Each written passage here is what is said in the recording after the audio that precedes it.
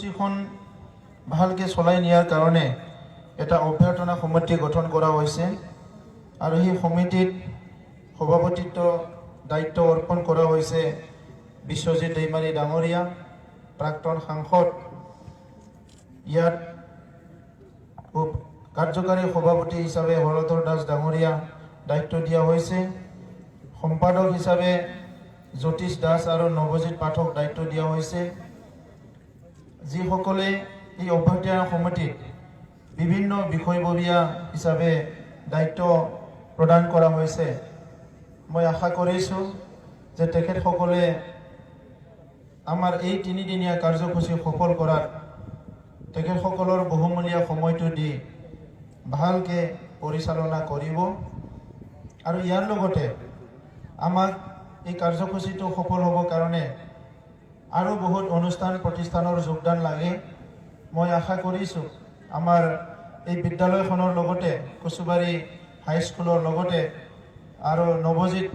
সংঘৰ লগতে তামোলপুৰ অঞ্চলৰ বিভিন্ন অনুষ্ঠান প্ৰতিষ্ঠান ইয়াৰ লগত জড়িত হ'ব। মই নাজানো, নিশ্চয় আমাৰ অভ্যৰ্থনা সমিতিয়ে এইটো প্ৰচাৰ চলাইছে হ'ব পাৰে আৰু এই প্ৰচাৰটো কণ্টিনিউ হ'ব লাগে। গোটেই তামোলপুৰ অঞ্চলত ইয়াৰ ওপৰত অলপ এনাউন্সমেণ্ট হ'ব লাগে, কাৰণ খেল আৰু কালচাৰ এই দুটা বিষয়ে আমাৰ মানৱ জীৱনটো খুব ৰসাল কৰি ৰাখিছে। কেতিয়াবা কেতিয়াবা আমাৰ জীৱনত ৰস নোহোৱা নিচিনা হয়, এণ্টাৰটেইনমেণ্ট কৰিবলৈ আমাৰ হাতত একো নোহোৱা নিচিনা হয়। এনেকুৱা সময়ত আমাৰ যিটো সমাজ জীৱনত যিবিলাক আমাৰ সমাজক ধৰি ৰখাৰ কাৰণে ঐক্য সংগতি আদান প্ৰদান মিলা প্ৰীতি অনাৰ কাৰণে এই খেল আৰু কালচাৰ এই দুটা বিষয়কে ব্যৱহাৰ কৰি আহিছে। এইটো অকল অঞ্চল ভিত্তিক নহয়, ৰাজ্যিক ভিত্তিক নহয়, দেশ ভিত্তিক নহয়, গোটেই বিশ্বতে কেতিয়াবা দুটা দেশৰ মাজত সম্পৰ্ক গঢ়াৰ কাৰণে এই প্ৰীতি খেলবিলাক কৰা হয়, সাংস্কৃতিক কাৰ্যসূচীবিলাক কৰা হয়। গতিকে আজি মানৱ জীৱনত সংস্কৃতি আৰু খেল এই দুটা বিষয়টো কেতিয়াও এৰিব নোৱাৰা এটা বিষয়। আৰু আজিৰ সময়ত খেল যিটো আছে, কালচাৰ স্পৰ্টছ যিটো আছে, এইটো আমাৰ নৱপ্ৰজন্মৰ কাৰণে ডাঙৰ এটা কেৰিয়াৰ হয়। বহুত সময়ত আমি খেল শৰীৰ চৰ্চা বুলিও ধৰোঁ, কিন্তু এই খেলটো আজি আমাৰ ইউথছবিলাকৰ কাৰণে এইটো অকল শৰীৰ চৰ্চা নহয়, এইটো কেৰিয়াৰ গঢ়াৰ কাৰণেও এটা ডাঙৰ ডাঙৰ স্কোপ, এটা অপৰচুনিটি এটা ইয়াত আহিছে। এটা সময়ত স্কুলত কলেজত এইবিলাক চলি আছিলে, কিন্তু আজিকালি কিছুমান উদ্যোগ লোৱা হৈছে দেশৰ ভিতৰত, যি উদ্যোগবিলাকে আমাৰ ইউথবিলাকক এটা ভাল স্কোপ দিছে কি কাবাডী খেলি, খো-খো খেলি, ফুটবল খেলি, ক্ৰিকেটৰ লগতে বিভিন্ন খেলৰ মাজেৰেও কেৰিয়াৰ গঢ়িব পৰা হয়, নিজৰ জীৱিকাৰ এটা উপায় ওলাব পৰা হয়। আৰু ইয়াৰ লগতে আমি পঢ়ি পেলাই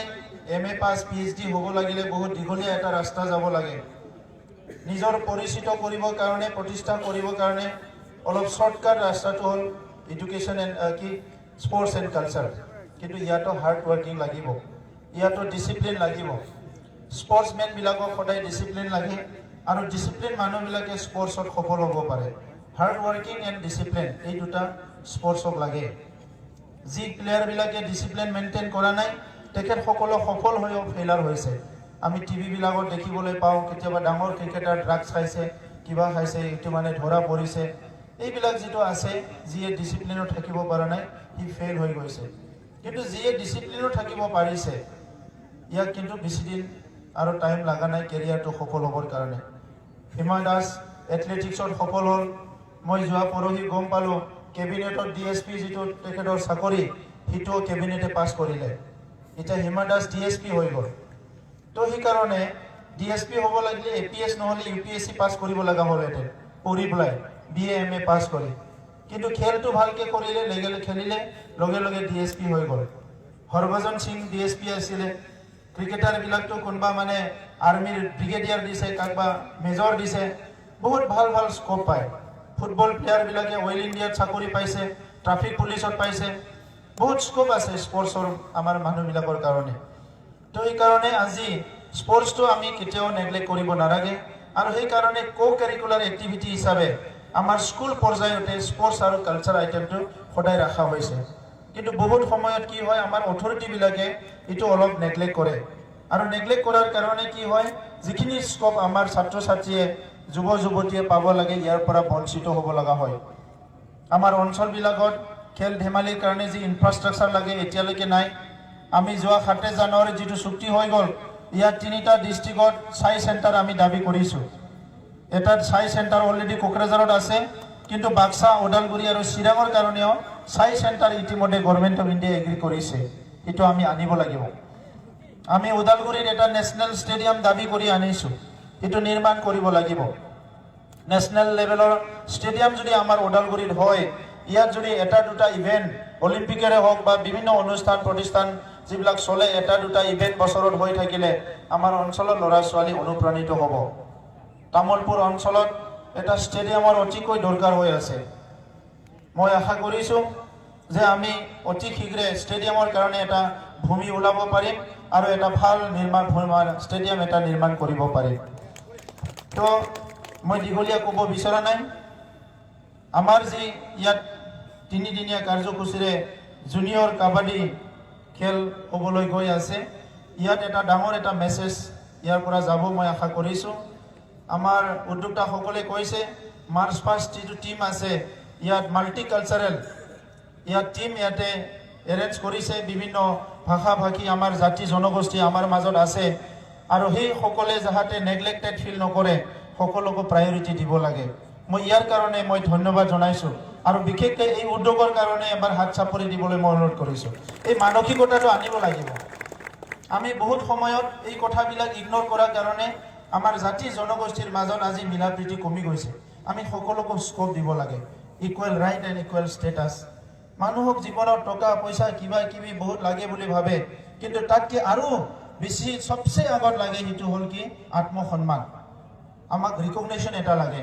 আৰু সেই ৰিকগনিশ্যনটো সদায় বিচাৰি মানুহে ল'ব নোৱাৰে অলপ দিবও লাগে আপুনি যদি দিয়ে আপুনিও পাব আৰু অসম বুলি কোৱাৰ লগে লগে ইয়াত মদাহী হাজং শৰণীয়া কছাৰী আমাৰ এই যে যিবিলাক আছে ক্ষুদ্ৰ ক্ষুদ্ৰ জনগোষ্ঠীবিলাক লৈ পেলাই আজি অসম হয় আৰু তেখেতসকলে অসমত যদি নিজৰ কালচাৰটো শ্ব' কৰিব নোৱাৰে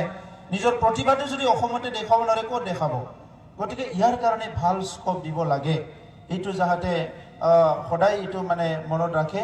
মই খেলুৱৈসকলকো আহ্বান কৰিছোঁ এই 3 দিনত আপোনালোকে ভাল এটা স্কোপ পাইছে নলবাৰীৰ লগত ডিব্ৰুগড়ৰ মানুহ লগ পাব শিৱসাগৰৰ লগত কোকৰাঝাৰৰ মানুহ ছোৱালীসকল লগ পাব এটা ডাঙৰ এটা ফ্ৰেণ্ডশ্বিপ হৈ যাব এই ফ্ৰেণ্ডশ্বিপটো বনাই ল'ব লাগে বহুত প্ৰয়োজন হয় আমি মাল্টি কালচাৰেল এটা কাণ্ট্ৰিত আছোঁ এজনে আনজনৰ ভাষা এজনে আনজনৰ মনৰ কথা সংস্কৃতি এইবিলাক শিকিব লাগে ময়ো বহুবাৰ NCC কেম্প কৰিছিলোঁ অল ইণ্ডিয়া কেম্প কৰিছিলোঁ সেই সময়ত এইবিলাক স্কোপ পাইছিলোঁ আৰু এইখিনি সময়টো মোৰ কাৰণে 18 দিনীয়া কেম্পটো বহুত শ্বৰ্ট আছিলোঁ কাৰণ মোৰ অলপ কিউৰিচিটিটো বহুত বেছি আছিলে মই ৰাতি খোৱা নাছিলোঁ বেলেগ বেলেগ ষ্টেটৰ মানুহবিলাকক লগ কৰি মই ডায়েৰীত লিখিছিলোঁ যে কংকণী ভাষাটো কি হয় অমুক জাতিটো কি হয় তেনেকুৱা বহুত মই মানে এই কষ্ট কৰিছিলোঁ সেই সময়ত মই ছ'চিয়েল ফিল্ডত আহিম বুলি মোৰ কোনো চিন্তা নাছিলে তথাপিতো মোৰ এতিয়াও ফ্ৰেণ্ড আছে মাংগালোৰৰ আছে গোৱাৰ আছে বিভিন্ন জায়গাত ফ্ৰেণ্ড আছে খুব ৰিলেশ্যনটো ইমান নহয় তথাপিতো বহুত আমি শিকিবলৈ স্কোপ পাইছিলোঁ আৰু সেইটো এটা পাৰ্ট অফ এডুকেশ্যন আমি কিতাপ পঢ়োঁ কিতাপটোহে আমি পাৰ্ট অফ এডুকেশ্যন বুলি ভাবোঁ আমি দেখি শিকোঁ শুনি শিকোঁ আৰু মানে কি কয় পঢ়িও শিকোঁ ষ্টাডি কৰি শিকোঁ দেখিও শিকোঁ আৰু শুনিও আমি শিকিব পাৰোঁ গতিকে আজি এইটো ইউজ কৰিব লাগিব সেইকাৰণে এইটো এটা ডাঙৰ স্কোপ এই 3 দিনত আমি মিক্স আপ হ'ব লাগে আদান প্ৰদান কৰিব লাগে ফ্ৰেণ্ডশ্বিপ বাঢ়াব লাগে আমি আইচলেটেড থাকিব নালাগে প্ৰথম আৰম্ভ হওঁতে আমি খুব আইচলেটেড আছিলোঁ নৰ্থ ইষ্টৰ আমাৰ ট্ৰাইবেল ল'ৰাবিলাক খুব লাজ কৰে আমি আইচলেটেড থাকোঁ কেম্পত আমি 14টা ষ্টেটৰ ভিতৰত ড্ৰিলিঙত সদায় আমি ফাৰ্ষ্ট আছিলোঁ ডিচিপ্লিনত বাট আমি সদায় আইচলেটেড থাকোঁ কিবা এটা আলোচনা হ'লে কিবা হ'লে আমি কৰ্ণাত যাই বহি থাকোঁ তাৰ কাৰণে আমি ডিপ্ৰাইভ হৈ যাওঁ তো এইকাৰণে আইচলেটেড থাকিব নালাগে মিক্স আপ হ'ব লাগে এইখিনি কথা কৈ পুনৰ আমাৰ এই কাৰ্যসূচীৰ সফল হোৱাটো মই কামনা কৰি মোৰ বক্তব্য সামৰিছোঁ ধন্যবাদ জনাইছোঁ আমাৰ মাজত বহুমূলীয়া ভাষণ ৰাখিলে আৰু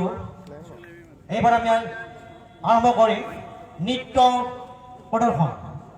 আৰু বাকী যি এটি দলৰ খেল আৰম্ভ ঘোষণা কৰিছিল সেই দলকেইটি সাজু হ'বৰ বাবে আহ্বান জনাইছোঁ আৰু এখন খেল আমাৰ মুখ্য অতিথি প্ৰমোদ বৰদামুৰীয়ে এখন খেল উদ্বোধন কৰিব আৰু খেলখন উপভোগ কৰিব আমি আহ্বান জনাইছোঁ নৃত্য দল খেৰাই আমাৰ মঞ্চৰ সন্মুখত খেৰাই দলটিক আহিবৰ কাৰণে আহ্বান জনাইছোঁ